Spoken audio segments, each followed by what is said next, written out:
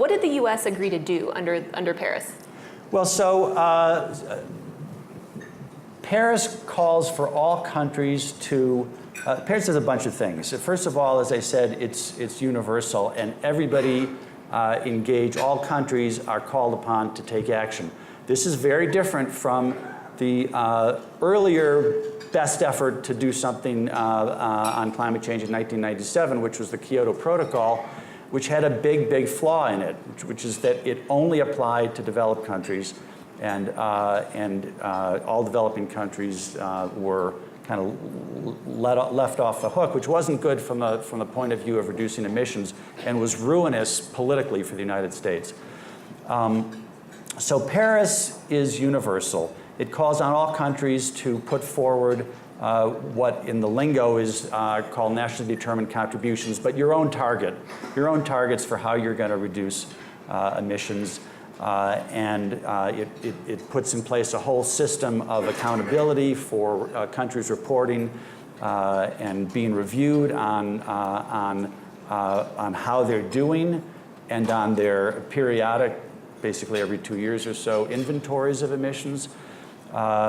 It does a whole set of things like that go to the core of reducing emissions. It also includes provisions on countries taking action to adapt to climate change that's going to happen no matter how good we do on reducing emissions. It has provisions for providing financial assistance to poor countries and so forth. But the things that, let me just focus on what was different about Paris as compared to anything else that had happened in climate negotiations, and where there was fundamentally a paradigm shift. That was, first of all, on this notion that the targets are nationally determined. If you go back to Kyoto, those were negotiated targets. The people who developed countries had to negotiate with each other about what they would all accept. This is different. Countries put forward their own targets, and that's on a nationally determined basis. So that's one important element.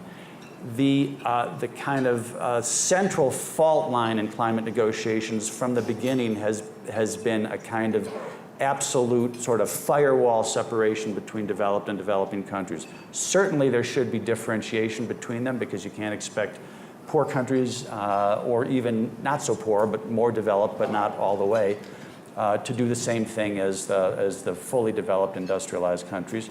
And yet, it had become, as I said, this kind of firewall, most exemplified in Kyoto, where literally nothing was expected from China, from India, Brazil, all of those countries. And that was modified. It wasn't completely abandoned. As I said, you shouldn't abandon it, but it was made much more supple, if you will, not a firewall anymore. That was critical.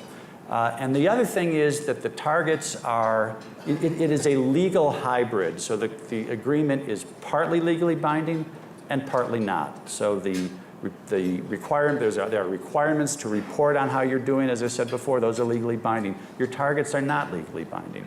And again, that was an essential feature in order to be able to bring all the countries of the world on board.